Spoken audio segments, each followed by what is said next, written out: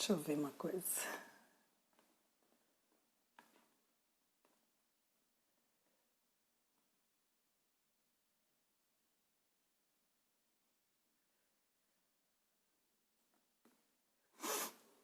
Não.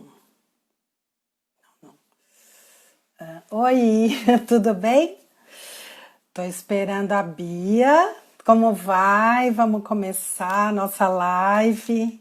Vocês estão me ouvindo? Dá um ok. A Bia Fioretti, a minha convidada, quem está chegando. Sou a Márcia Nascente, hoje aqui pela Casa do Sim. Tudo bem? Boa tarde. Que bom, Lumena. Que bom, Bia. Bia, a hora que quiser entrar. Bom, a Casa do Sim expandida, o que significa? A gente resolveu expandir, trazer mais pessoas e muito mais conteúdo para vocês, já que nós fazíamos muitas vivências presenciais, agora estamos aqui. Tá bom? Bia, você quer chamar para entrar? Então, vou falar um pouquinho de mim, né? Porque a Casa do Sim, eu sou uma facilitadora de criatividade, inovação, comunicação e convivência. E trabalho em empresas, em ONGs e também para turmas abertas. A Casa do Sim nasceu dessa vontade de trazer mais pessoas, expandir, e nós fizemos em 4, inicialmente, eu, a Tieme, a Ana e a Eunice, e outras pessoas que foram entrando. A Bia é uma delas, Bia Fioretti. Estou muito feliz de estar aqui. Boa tarde para quem está chegando. Olá, todo mundo. Bia, eu vou ver se você já chamou para entrar. Você vai entrar daqui a pouquinho?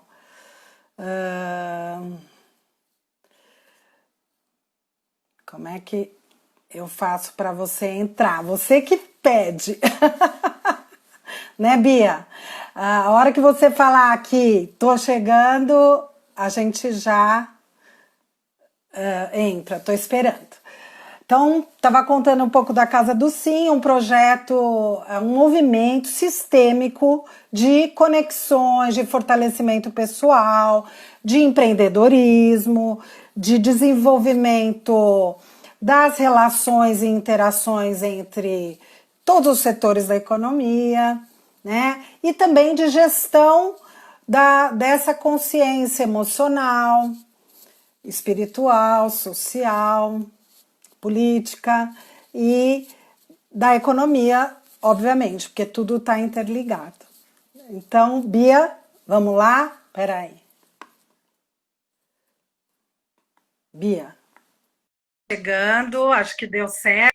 Outra pessoa tinha também colocado para entrar, mas hoje a convidada é Bia Fete, está chegando. Oi, Bia. Oi, Márcia, tudo bom? Boa Prazer em estar tarde, que aqui. bom te ver. Bom, o pessoal está chegando, estou muito feliz de você estar aqui. Estava falando um pouco da Casa do Sim. Ai, gente, desculpa. Bia, desculpa, meio atrapalhada aqui, mas o pessoal sabe que a gente tem que fazer um pouco de tudo. É verdade. Bia, estou muito feliz de você estar aqui. Estava falando da Casa do Sim e eu queria só contar rapidamente como é que a gente se encontrou, né, através da Mônica Orcioli, amiga comum, e a gente já começou falando de mil coisas, assim, uma do lado da outra. Setênio, de antroposofia, de por que que você estava terminando doutorado, que assunto era esse que você tinha de passar de comunicação para saúde, tudo que tinha sido feito, e a gente teve um papo, e daquele papo foi surgindo várias coisas, e É, logo que a gente inaugurou a Casa do Sim, você falou que sim é esse. E foi uma das especialistas da Casa do Sim Saúde. Então hoje eu estou feliz da gente estar aqui reunida e celebrando a Casa do Si expandida com novos conteúdos. E nós Você é a nossa duas no retorno de estreia. Saturno, né?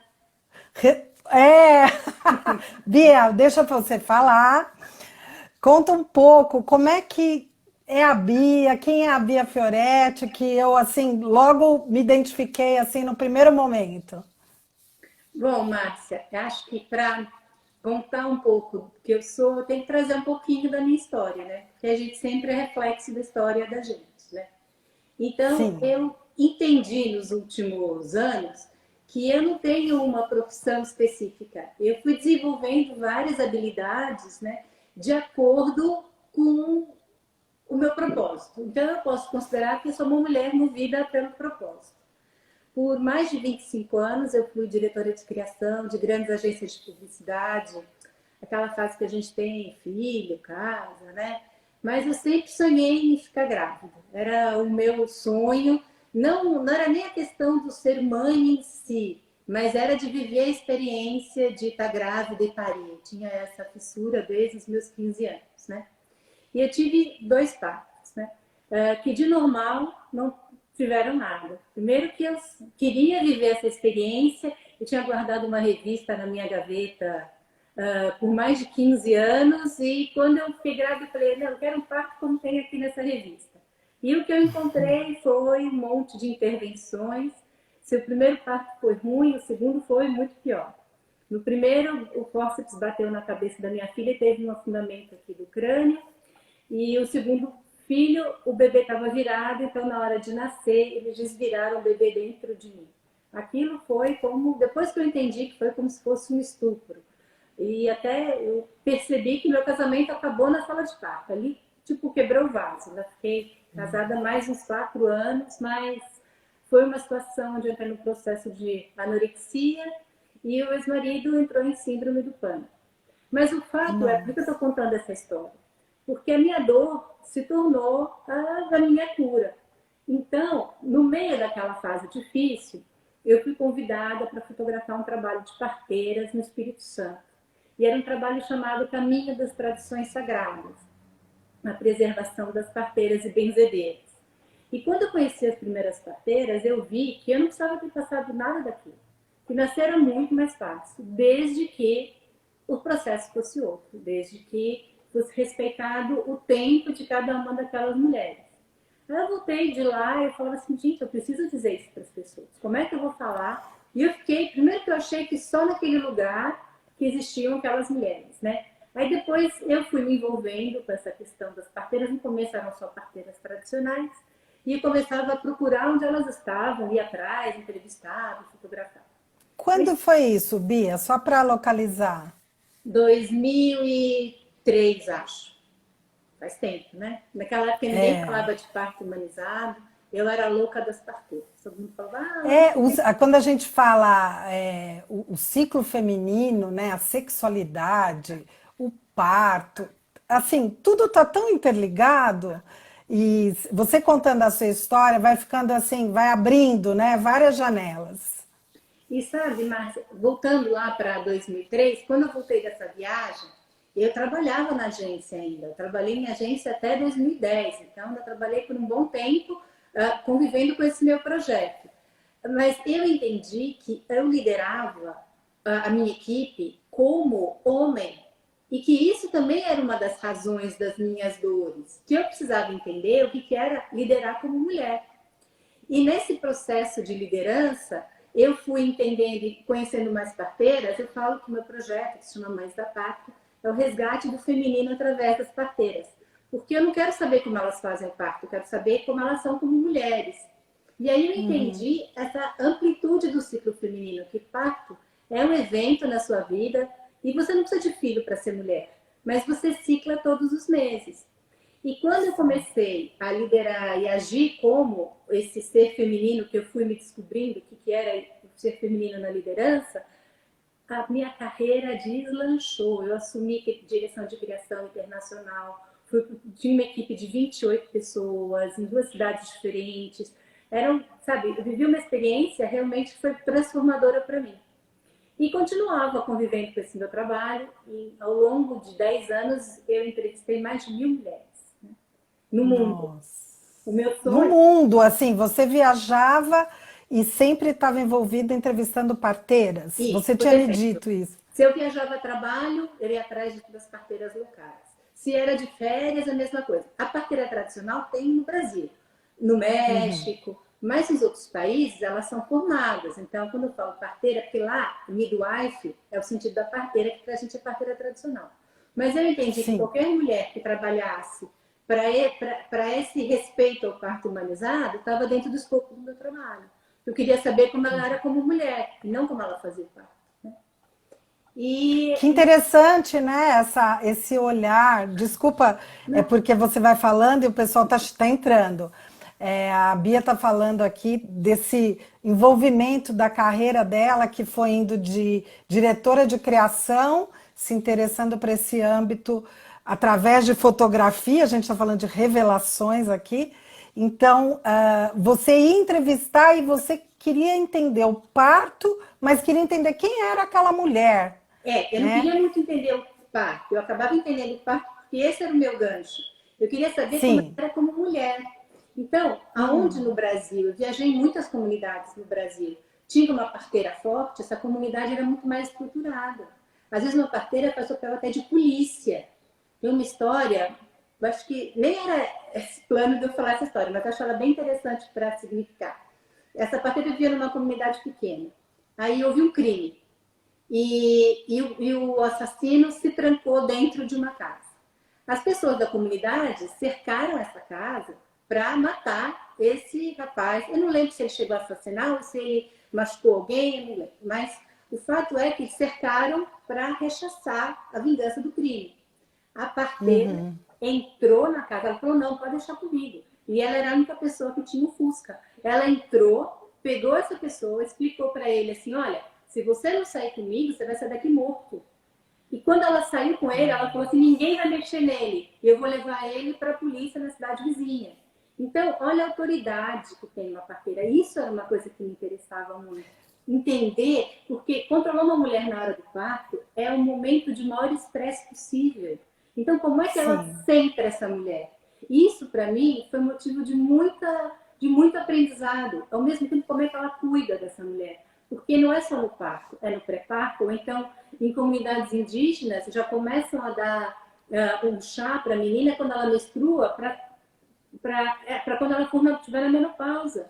Então, olhar esse cuidado integral da mulher, isso foi uma coisa que foi me fascinando e foi me curando. Né? Foi uma Sim. experiência incrível para mim. Eu E, conheci a Dona Flor ano passado, lá na é, Chapada dos Veadeiros, uma parteira que fez o parto de toda a comunidade há mais de eu conheço 50 ela do Cor do anos. Moinho. Da Moinho, sim. Então, uma parteira tem um. E não é que a parteira é uma pessoa assim, boazinha, dócil, seus benzedeiras são mais. A parteira é uma pessoa firme, forte, ela tem uma presença muito grande, né? Bom, eu fui me envolvendo com esse projeto das parteiras. Aí um dia eu fui convidada para dar palestras na África do Sul. Eu ia fazer 3 exposições de foto e fazer 3 palestras em 3 cidades diferentes. Foi a primeira vez que eu fui patrocinada. Eu era a única convidada internacional de um evento que ia ter. Aí, na hora de viajar, eu viajava assim na terça-feira, na quinta-feira, meu chefe fala assim para mim: olha, eu não vou mais te liberar. Eu vou te liberar uma semana, não 3 semanas. Eu falei: como assim? Ele falou: quer saber de coisa? Você tem que escolher seu hobby ou sua profissão. Aí eu disse: Nossa. eu não tenho que escolher, está escolhido. Ele falou: então eu vou te demitir, eu vou viajar. Ele falou: então eu vou te demitir. E foi assim que eu saí da agência, fui para a África do Sul, vivi aquela experiência que foi muito intensa, muito intensa. Por quê? Porque eu achava que eu ia estar bebendo na fonte. Quanto que a gente tem dessa herança africana no Brasil? Tá certo que não é da África do Sul, é de uma África mais do norte, mas era uma Sim. essência que eu falava assim, eu que já conheço tantas comunidades, e conheço todas as comunidades quilombolas, já entrevistei tantas pessoas, eu estou bebendo na fonte.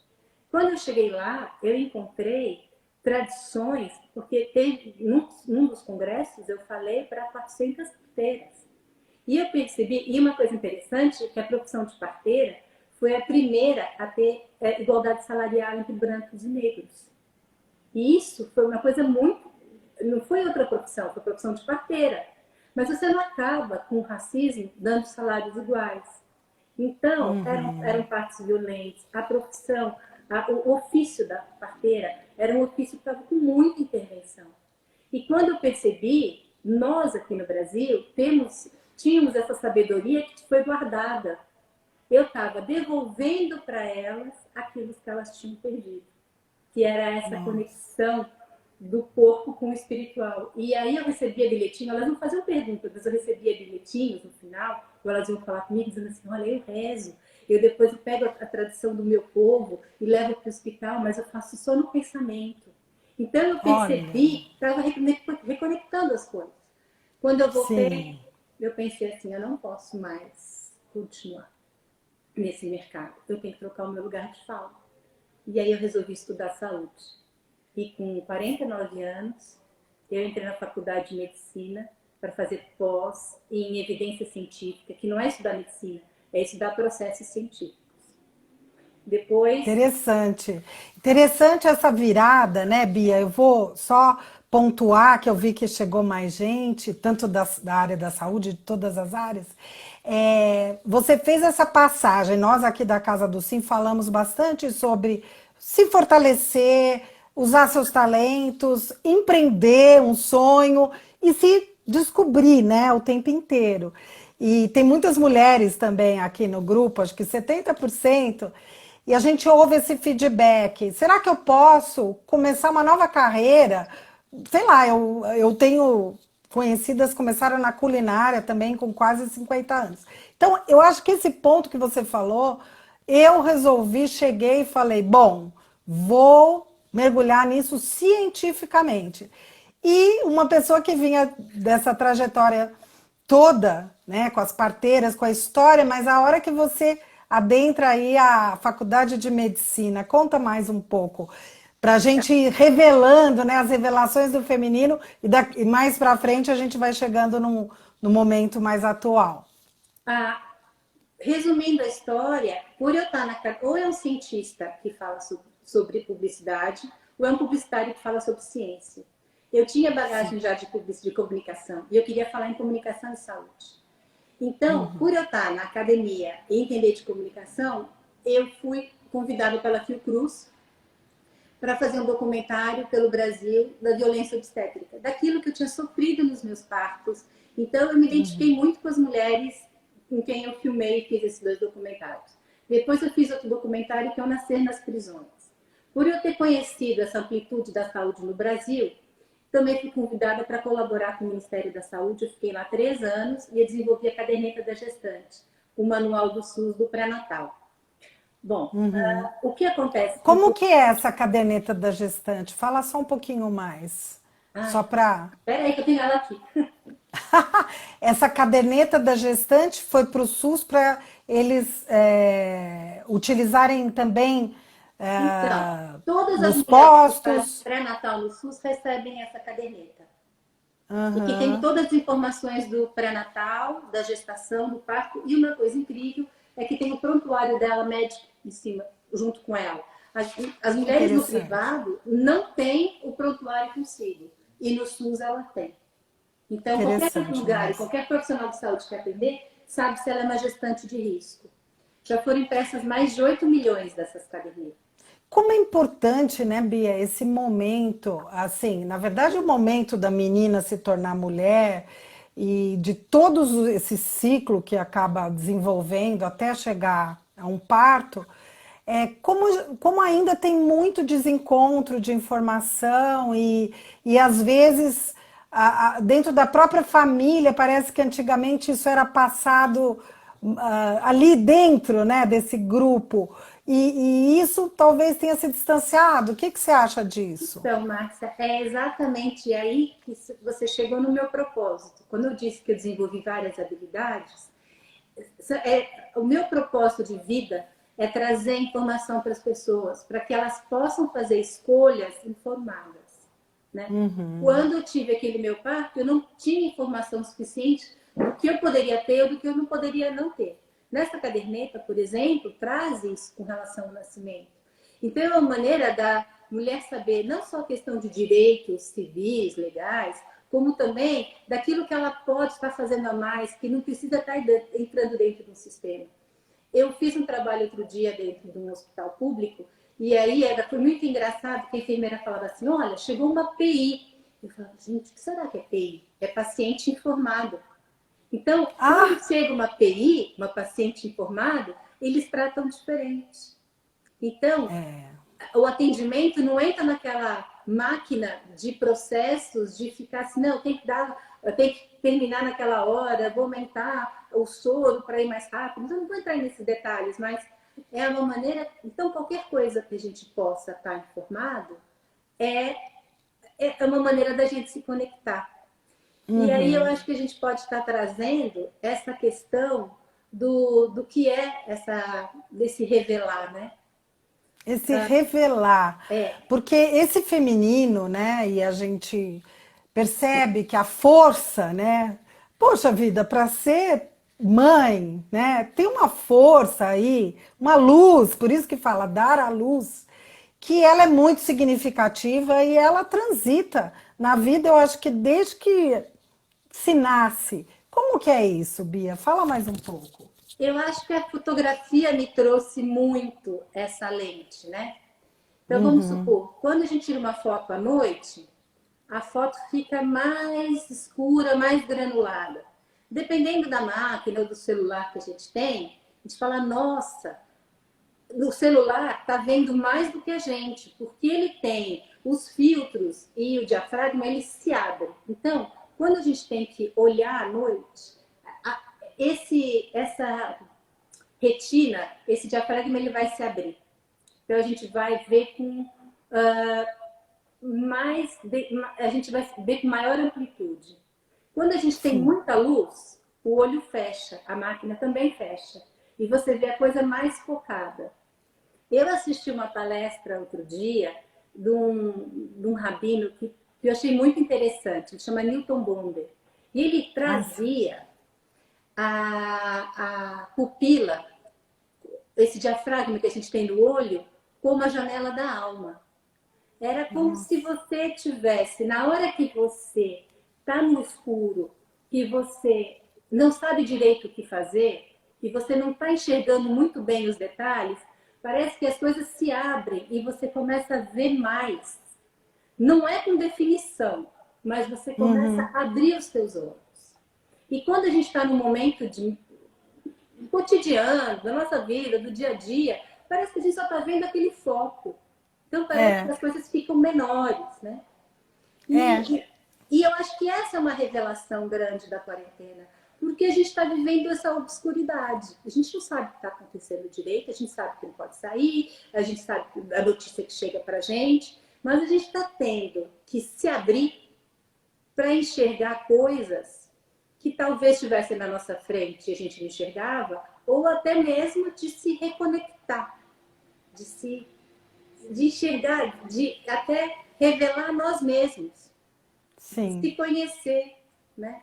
Então, eu acho que essa questão do feminino, ela é pessoal, né?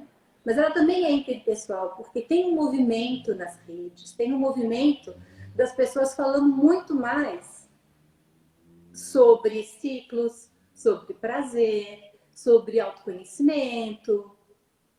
Sim, inclusive a parte de vendas também, de produtos de consumo ligados a sexo aumentou. Quer dizer, existe todo um movimento que muda, né, nessa quarentena para todos os sentidos. E eu acho que aí está uma reconexão, sabe? Uma reconexão própria. Cada uma está buscando aonde interessa. Mas eu nunca vi tanta oferta de lives e de cursos onde falam de libido. Pode falando assim, tá baixa ou tá alta. Cada um tem, né? Tá na sua. Ou trabalhando ciclos menstruais, ou trabalhando menopausa. Tá uma profusão que antes não tinha. Antes as coisas não eram tão explícitas.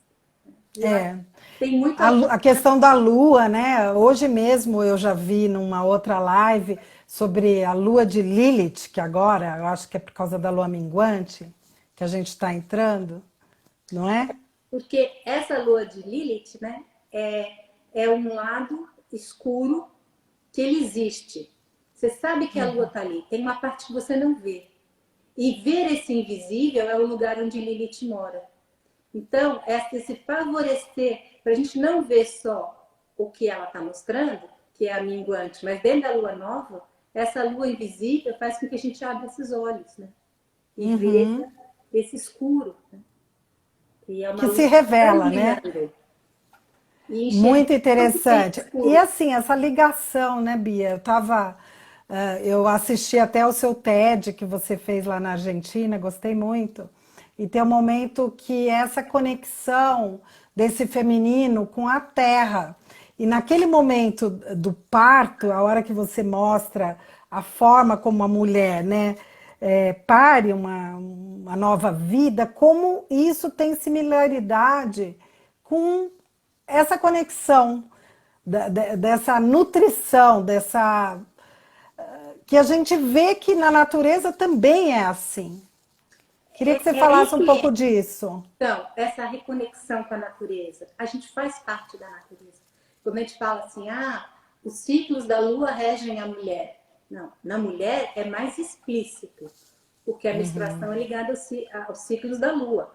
Mas se a lua rege as marés, então, todo dia, 2 vezes por dia, a maré sobe e a maré desce. Mas o quanto de água sobe e o quanto de água desce depende da lua. Essa amplitude, a diferença do tanto que baixa para o tanto que é alto, pode ser pequena, pode ser 50 centímetros, como pode chegar a 2,5 metros, dependendo da lua. Então, olha quanta água que essa lua está movimentando. Da mesma forma que a gente fala assim, vou cortar o cabelo na lua cheia, na lua crescente. Se eu cortar na lua minguante, o cabelo vai minguar. É verdade? É verdade. As unhas, ou fazer a plantação. Não, eu vou plantar na primeira lua crescente, depois do solstício de verão, né? Ou então do equinócio de primavera. Existem regras na natureza que movem a natureza. A lua também influencia os outros. A lua também influencia essa energia que está ao redor. Isso não é astrologia, isso é movimentos físicos mesmo, né? Então a gente tem que entender esse universo que está do nosso lado. Né? Uma lua minguante, num momento como esse que a gente está vivendo, né? Quanta coisa ela vai trazer nesse escuro, né? Quanta coisa a gente pode tentar entender nesse escuro, né? É forte isso, porque tem um momento dessa emoção, né? As emoções que a gente sempre fala, a Casa do Sim, a gente traz muito também essa consciência, né? De se entender e de respeitar, né? Aquela emoção que chega, às vezes é a sombra, às vezes é a luz, mas é uma emoção para ser acolhida. E quando fala das emoções ligadas à lua, né? E ligada, muita mulher fala, ela tá de lua, ela tá com humor, né, virado para a lua. E tem essas expressões que a gente ouviu durante muito tempo, mas que, como você diz, cientificamente, tradicionalmente e visivelmente a gente percebe que faz toda essa integração, né, Bia?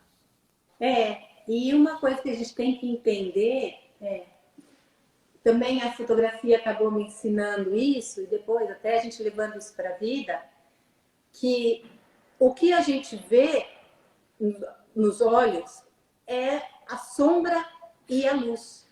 Se a gente colocar só luz, tudo vai ficar branco e você não vê nada. É a sombra que vai construindo, dando aquela forma, que é uma impressão que vai dando no olho da gente. Então, não adianta, toda vez que tem luz, tem sombra. Toda vez que tem sombra, né, é o que vai dando a forma. Então, a gente tem que aprender de que lado a gente quer ficar. Né? Eu sempre falo isso com a minha filha, né? Quando a gente está num momento super fantástico, de repente vai acontecer alguma coisa para te tirar e falar assim, nossa, nunca posso estar plenamente feliz que vai acontecer alguma coisa. É a sombra, porque quando a gente tem um sol muito poderoso, esse sol vai fazer uma sombra dura. Se é um dia nublado, ele não faz sombra. Então, quando a gente está vivendo esse momento pleno, vai aparecer uma sombra. Só que a gente Vai pode escolher que aparecer. lado quer ficar. Se a gente ficar reclamando, isso é desgraça, isso não sei o quê, a gente está na sombra. A gente tem que escolher qual é o momento de luz. A gente está vivendo um momento agora onde a sombra está grande. Mas onde está a luz desse momento? Onde está a luz da gente estar... Eu não estou querendo minimizar a tragédia do Covid, não é isso. Mas estou dizendo, se a gente está vivendo esse momento mais obscuro, a gente tem que enxergar além, né? Tá nesse lugar de Lilith, no lugar que não se vê, e também entender qual é o nosso momento de luz, de nos revelar, de nos reconectar, porque é uma oportunidade. Sim, isso que você está falando tem muito a ver, até você sabe que nas artes, né? Eu estava participando de um curso de mímica e houve bastante esse sentido, né? Da sombra, da luz, da onde que nós humanos, o que que a gente pode lidar com isso? E se a gente pode lidar com uma boa energia que vem também, já que somos parte dessa natureza de criar, de sair da zona de conforto, de perceber novos propósitos, rever. Agora, falando um pouco mais, você que está muito ligada com todo mundo da saúde, em relação a isso que está acontecendo com as pessoas desse medo, né? Porque aonde aparece essa sombra tem esse medo desse desconhecido, porque nunca vivemos nada parecido nessa, sei lá, quando foi a última pandemia, ninguém de nós aqui estávamos vivos. E esse desconhecido, como lidar com isso? Com esse, como é que, assim, as revelações do feminino na quarentena? Muita mulher foi logo para a solidariedade, ajudar as comunidades, a vizinhança. Eu mesma, na primeira semana aqui no elevador, olha, se precisar de alguma coisa, pode tocar aqui. Tem um lado aí que tem a ver com essa coisa da mulher ser meio multifuncionalidades. O que Com você acha certeza, disso, né? Bia?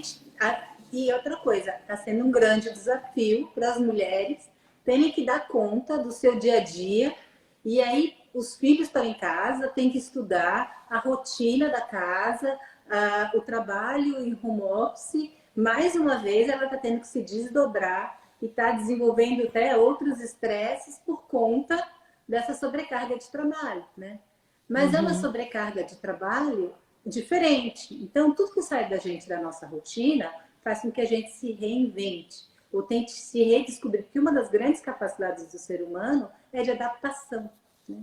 Sim. Esse desespero que foram as primeiras semanas, agora está no pico da doença. Parece que as pessoas estão levando muito mais light. Nem é para fazer isso, é para a gente ter tomado muito cuidado. Mas o fato é que sempre, depois de grandes tragédias, de guerra, tudo isso, há uma inovação nas artes, na literatura. Parece que a gente produzia alguma coisa ligado à sensibilidade, uma maneira da gente extravasar esse medo, essa angústia. Então, eu acho que muita gente está indo para culinária, bordado, também são coisas que você vê na internet, né? Estão explorando fazeres antigos, né? Que as pessoas não se davam conta como uma forma de conexão. Então, do mesmo Sim. jeito, quantos cursos E essa parte da violência doméstica, essa coisa também que está gritando aí, dessa polaridade olha, toda que nós Márcia, estamos eu vendo, acho está tendo que uma violência maior contra a mulher, está contra as tendo uma violência meninas. maior, mas as mulheres que estão passando por essa questão de violência, elas já estavam passando antes. Então a coisa agora fica mais gritante, porque a convivência está mais próxima. Será Sim. que não é o momento de tomar atitude que não tomou antes? Então, se sempre vai levando naquele grau de violência que parece vai convivendo com aquilo, vai chegar um momento que não vai conviver mais. Então, acho que muita separação está acontecendo agora também, né? Mas essa separação, eu não acredito que eram casais que antes já não estavam vivendo uma crise. O que eu acho é que nesse momento de obscuridade, né, de que as coisas não estão claras e a gente não tem desculpa, fica mais difícil de se esconder. Então, acho Uhum. que se revela, sabe? As coisas se revelam mais Essas forte. revelações, né? Mas, Em termos da sexualidade, da coisa do medo, né? Do contágio entre as pessoas, os namorados, as pessoas que tiveram que cuidar de seus familiares, tiveram que às vezes se afastar, ah, jovens, enfim, de qualquer idade, que isso está sendo também muito comentado, né, em todos os lugares. eu acho Você tem que visto bastante isso para tenho e acho assim, trazer? eu acho que os casais que estão juntos, né, estão resolvendo suas questões, para o bem ou para o mal. E por isso que eu tenho, também me surpreendeu muito essa questão do prazer sozinha. Quantas likes eu já vi, ou mesmo stories eu já vi, das pessoas falando do seu conhecimento. Inclusive, eu assisti outro dia um congresso de sexualidade, onde as pessoas falavam, né, como é que você, quem não se conhece, não vai conseguir fazer essa parceria com o outro, de saber aquilo que gosta. Então, falavam de se conhecer primeiro, para depois acabar se envolvendo.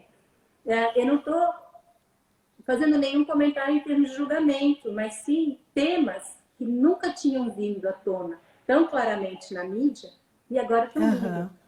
E o que é Agora interessante, muito mais próximo. Essa explícito. coisa da menina, às vezes, não conhecer o seu corpo, que é, eu vou dar um spoiler, Bia, que eu tive a honra, né, de ter visto. Você está fazendo um livro, não sei se é segredo, Não, pode falar. mas não, né? Pode falar. Quer falar um pouco disso? Acho que vai interessar muita gente. Tanto os homens quanto as mulheres, não importa, vai mais o gênero, mas todo esse universo que se desvela é muito enriquecedor para qualquer um de nós. É, é, em cima de todas as pesquisas, como eu te falei, comecei com as carteiras e entendi que a gente era um ciclo. E queria dizer isso para todo mundo. Então, eu comecei, já faz mais de 10 anos, que eu faço um workshop, que eu faço umas oficinas, trabalhando Alice no País das Maravilhas e a conexão com o corpo. Por quê? Alice não é uma princesa. Na história da Alice no País das Maravilhas, ela não precisa ter um relacionamento emocional para a história ter um final feliz.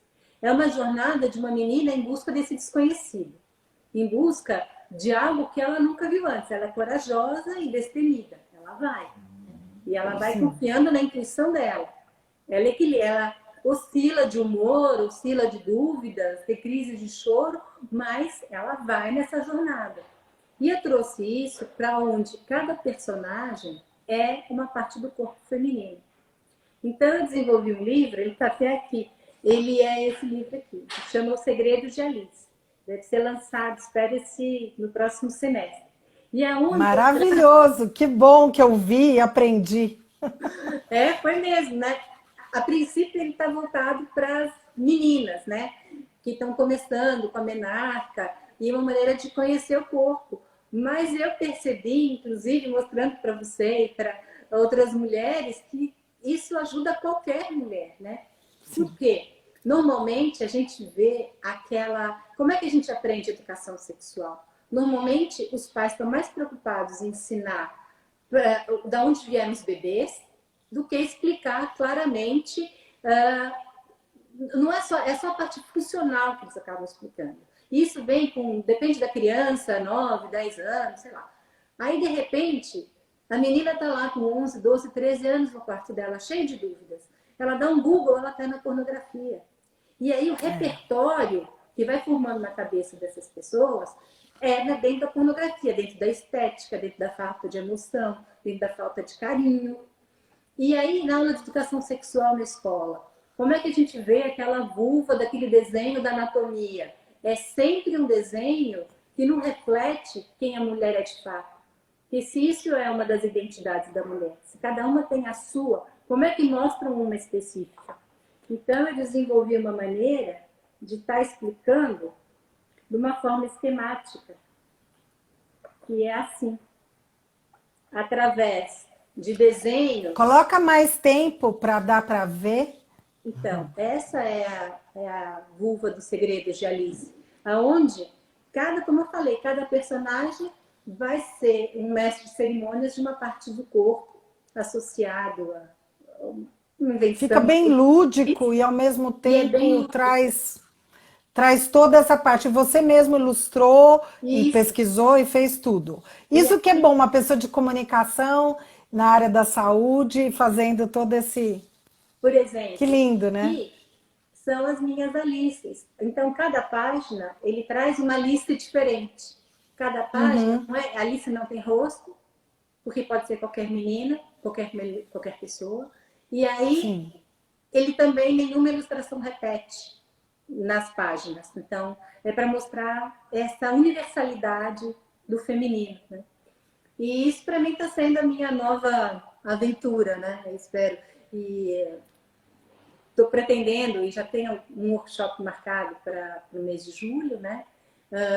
Na realidade, não é com meninas, é com mulheres mesmo, onde a gente vai estar discutindo essa questão da dor, essa questão dos nossos propósitos, a questão do autocuidado, né?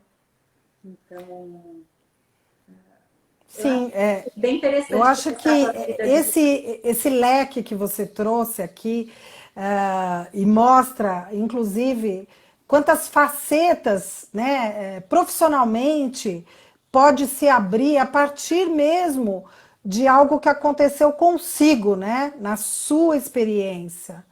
Às vezes a pessoa fala, mas por que que você está tão interessado em trabalhando com isso com profundidade? Mas aquilo aconteceu e na pele, né? E aí realmente cria uma força e um brilho nos olhos, né, Bia? Porque eu acho que aqui você mostra uma coisa que faz parte de todo mundo, porque alguém é filho de alguém. E que a gente saiba, quem tem filho ainda é a mulher, né? Nessa espécie, nesse planeta. Então, Uma das olha como verdades do você mundo, pode olhar de vários ângulos. Você me fez chorar um dia quando eu pensei, meu Deus, como é que será que minha mãe estava se sentindo quando eu nasci? Eu nunca tinha parado para pensar nisso. E aí vem aquele caso, como que eu me sentia quando a minha filha nasceu, porque acaba sendo, revelando muitas coisas, né? todo Aqui mundo eu estou fazendo o meu depoimento. todo mundo fala assim que a única verdade absoluta é que todo mundo um dia morre, né? Então tem outra Sim. verdade absoluta. Todo mundo neste planeta veio de um útero. Não tem outra forma, sabe, de você chegar nesse mundo. Você pode nascer de parto normal ou de cesárea, mas você veio de um útero de uma mulher. Então, o que é esse fazer, né?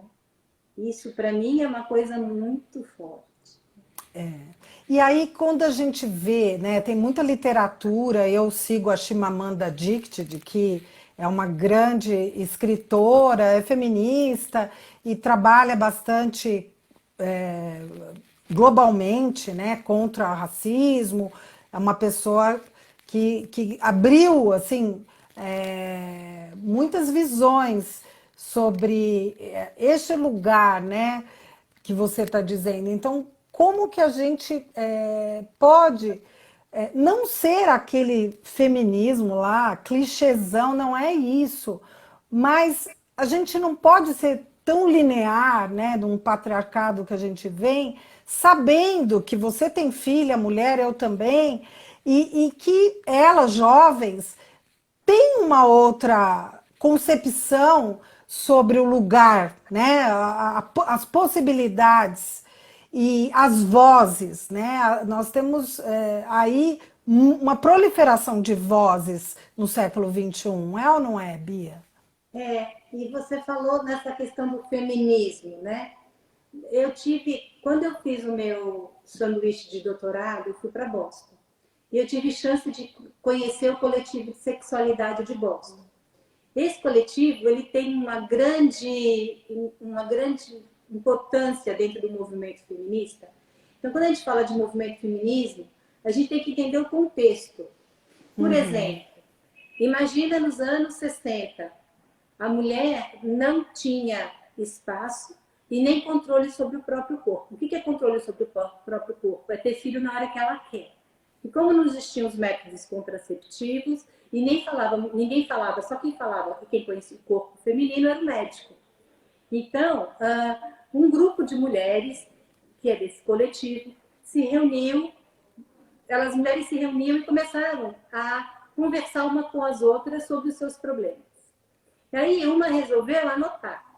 Aí elas começaram a ver que eram problemas e formas de cuidado comuns. Resolveram fazer um livrinho. Esse livrinho elas começaram a vender a 25 cents.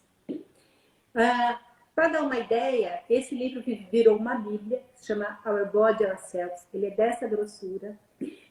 E ele é das primeiras literaturas que falam do como é o cuidado feminino escrito por mulheres. Depois dessas mulheres, muitas delas se profissionalizaram. Uma delas foi professora da Harvard, se aposentou faz pouco tempo, eu conheci, ela tem mais de 80 anos, é uma pessoa fantástica. Então, uma coisa, como era que a gente fala assim, o feminismo de ir para meio da praça rasgar sutiã. Em que época foi isso? Depois tiveram vários outros tipos de feminismo, porque as mulheres negras não se viam, então elas começaram a desenvolver o feminismo negro, depois o feminismo lésbico. Então, quando a gente fala em feminismo, a gente sempre generaliza. Mas o que é isso hoje? O que é isso para a gente hoje? Se não essa questão do autocuidado, se não essa questão do conhecimento. Isso é uma forma de feminismo, uma forma da gente estar juntando em rede, dessa sororidade, desse se ajudar. Então, são contextos muito fortes, né? E muito presentes hoje na nossa vida. Inclusive, né, Bia, eu tenho colegas, amigas, que falam literalmente, eu não quis ter filho, ou então é jovem e fala, olha, eu inclusive já fiz laqueadura, não vou ter filho. Quer dizer, essa escolha, esse poder de não satisfazer um padrão linear, mas sim esse lugar dessa decisão, dessa tomada de decisão, que pode ser apoiada, sim, por outras pessoas, e não com crenças, né? Crenças que ficam reavivando. A gente tem muita sorte, eu vejo, assim, contemporaneidade, muita sorte da gente ter as informações, né? A gente conseguir mudar essas lentes. Você falou de fotografia, né? Que lentes são essas que estão sendo faladas? Vamos questionar, vamos dialogar mais, né? No âmbito, em todos os âmbitos. Eu acredito, né, nesses círculos de homens também está sendo muito olhado novamente. Poxa, como é que foi criado? Se aquilo fazia sentido, aquilo era de uma outra lugar, e compreender, né? Compreender aquilo que incomoda, aquilo que não era, que não podia ser conversado tão abertamente. Então, acredito que é um momento também especial, né, de abrir, né, abrir essas portas, janelas para esse diálogo. E eu acho que também não é exclusão de tirar os homens da história, e sim é Claro que inclusão, não. né? Você sabe que uma coisa me marcou muito quando eu era criança? A gente tinha uma vizinha embaixo, que era uma senhora bem velhinha, e ela um dia disse para minha mãe assim: você está criando seu filho para ser um bom companheiro, um bom marido? A mãe falou assim: como assim? Né? Porque era aquela coisa das meninas lavar louça, né? Aí ela falou assim: não, se você tem que fazer o seu filho aprender a fazer muita coisa dentro de casa, porque assim ele vai ser um bom companheiro, um bom pai. Nossa, minha mãe botava meu irmão também para fazer feira, para limpar banheiro, para pintar parede, sabe? E ele é um paizão, assim, curtiu muito essa questão da paternidade. Então, E a questão olhar... da escolha de não ter mais esse, né? Mas eu acho que já não tem. A geração aí, essas gerações não ficam mais separando nada disso. A gente está falando de Bia, eu não 50. sei como a gente está de tempo, você acredita? Porque eu acabei não trazendo relógio. A gente tem acho que 12 minutos mais ou menos. Será que você quer comentar mais alguma coisa? Pode ver A se tem gente alguma já vai para os pergunta. 10 minutos finais para não ficar Vamos ver se tem corrido. alguma pergunta, né? Ou quer ver, a gente tem aí pessoas que entraram, sinalizaram, deram coração, mas assim, eu queria prestar bastante atenção porque eu acho que a gente traz aqui muitas. E essa parte digital que você também fez aí uma apresentação lá na Casa do Sim Saúde da Googleização da saúde. Quer trazer um pouco disso, da tecnologia que tem essa vertente? Eu acho que isso aí dava uma outra live, mas uma coisa. Gente, então assim, fica o convite aí, ó, as outras da Casa do Sim, para trazer só a vertente da tecnologia ligada também, né, a toda essas informações, como é que a gente consegue achar e acreditar nas informações que a gente busca e também que isso é uma autorresponsabilidade. É isso mesmo, porque apesar da gente achar que a gente tem um portal para o mundo, né, a gente tem que tomar muito cuidado em quem está promovendo essas informações, né? Então, se não tem algum interesse por trás, um interesse de estar vendendo um produto, não um produto de consumo como as influencers, mas às vezes um produto de medicamento, a gente tem que tomar muito cuidado com relação a isso. Mas aí, para orientar como fazer, eu acho que é uma história bem comprida para os 10 minutos finais, né? O que eu Aham. gostaria de repente, só para a gente fechar essa questão das revelações do feminino, é Sim. aproveitar essa janela de oportunidade, né? Uma janela onde, quando a gente fala a palavra de revelar, seria esse mostrar a mais, né? Esse mostrar essa luz. E isso aproveitar também para se reconectar. Se a gente está tendo essa oportunidade de estar dentro de um ambiente que para a gente é muito familiar, mas talvez para muitas pessoas são visitas dentro da própria casa, né? Porque passa o dia inteiro fora, só chega em casa para dormir. A gente tem que procurar algum momento, mesmo com essa jornada tripla dentro de casa, da gente olhar para si mesmo. E acho Nossa, isso.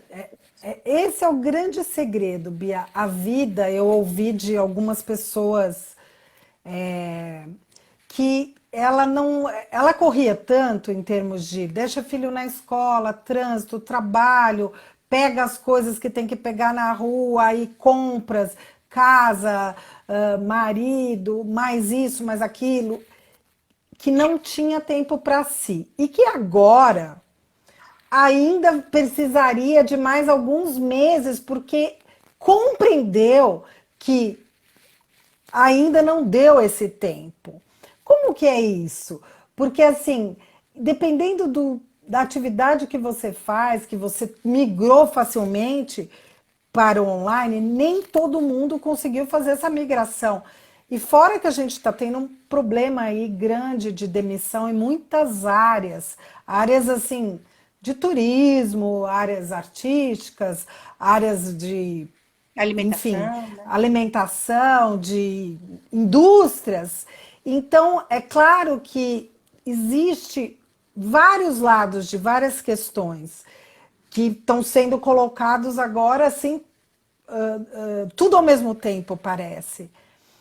Como é que você vê isso, Eu né? acho, Nesse sentido de se cuidar, mas preservar também essa parte psicológica mesmo. a gente não tem muita escolha, a não ser tentar ver, se reinventar para o dia seguinte. Porque quem mudou totalmente, imagina, eu estava vivendo, eu tinha bolsa na faculdade, eu estudei os últimos 7 anos, estudei para chegar nesse momento agora e estar fazendo uma série de outras coisas. Então, a gente tem que pensar em se reinventar. E um caminho que a gente tem para começar a fazer isso é fazer coisas que a gente sempre teve vontade de fazer.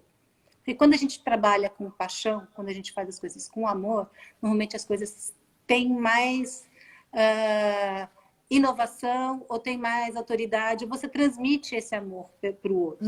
Se é estar dentro da cozinha, se é estar dentro de estar fazendo a prestação de algum serviço, ou a gente... Bom, para ser sincera, eu estudei internet e saúde, mas essa é minha segunda live, Márcia, porque eu tenho algumas dificuldades também de me expor. Mas Então, olha, você eu me vou falar para convidou. você. Ai, Bia, eu Essa sou semana jornalista eu de já fiquei formação. falando. Então eu falei, Olha não, tem que só, aprender a mexer nisso agora. Então a eu gente sou jornalista de formação. Fui convidada para trabalhar no começo, lá atrás, né, 35 anos atrás, com rádio, com TV, e acabei indo para uma assessoria de imprensa, relações públicas, marketing, marca, vários outros nichos. E aí, quando eu me vi, falei, a live. Gente, eu falei, gente, isso aqui, parece que eu estudei isso, preparar uma entrevista e tal. E parece que eu esqueci, porque, né, não é tão simples assim.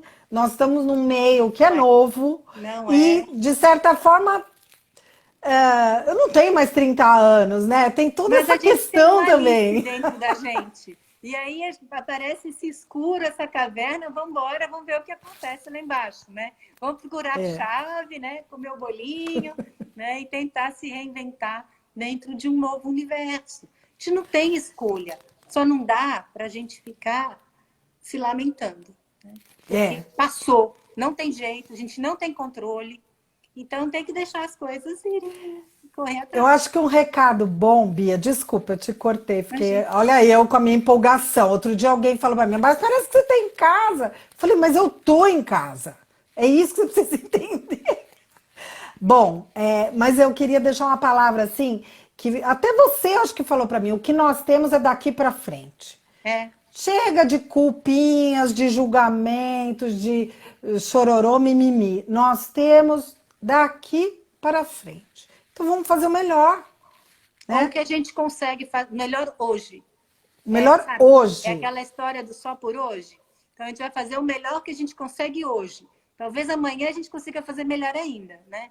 Mas qual é o melhor que eu posso dar de atenção, no tempo que eu posso, nas condições que eu tenho. Mas se a gente tenta fazer o melhor, já está muito bom. Já está muito bom. Já tá. Olha, eu É queria. dizer Lembra que sim, eu. né, Márcia? Vamos dizer sim, Sim. porque o sim é poder, o sim É a é casa do sim. afirmar uma energia vital, porque a gente acorda todo dia e fica em pé para afirmar que a gente tem essa presença, né? E essa troca, eu acho que é isso, essa conexão. Bia, eu queria agradecer. Eu vou fazer o possível para. E às vezes eu pedi para a Ana Russo me ajuda. Como é que eu faço? Deixar aqui, salvar ali? Porque é claro que a gente trabalha muito em rede, né? As meninas, nossa, o Certeza. tempo inteiro no socorro, né? E eu queria te agradecer muito. Espero que as pessoas tenham curtido. Eu vi vários coraçõezinhos aí voando. Muito obrigada por você transmitir tanta coisa importante e pela tua garra de realmente mudar, né, humanas para saúde e tá em humanas e saúde, tá cientificamente tá tudo bem. Obrigada pelo convite. Nossa, é sempre uma delícia conversar com você e estar fazendo a nossa conversa pública. Foi um grande Sim. desafio, né? Sim. Obrigada e Deixa. agradeço a todos e eu vou fazer agora para deixar essa live aqui salva, tá Isso, um bom? beijo. E Tchau. um beijo a todos. Tchau, Tchau. tchau. Obrigada. Obrigada. Ai, meu Deus. A TT. Que pena não ter conhecido você antes. Olha, a Tereza, mas você vai conhecer agora. Um beijo, tchau, tchau. Ai, gente, acenar para as pessoas. Encerrar, né? E aí eu vou tentar deixar salvo aqui em todos os lugares, gente. Como é que a gente faz? Nossa, teve várias perguntas, a Esther. Agora que eu tô vendo consciência, Desculpa. Ah, TM. Ah, eu não tinha visto. Minha irmã Inês. Olha quanta gente. A Cida, a Carla, a Amanda, tá todo mundo aqui. Um beijo.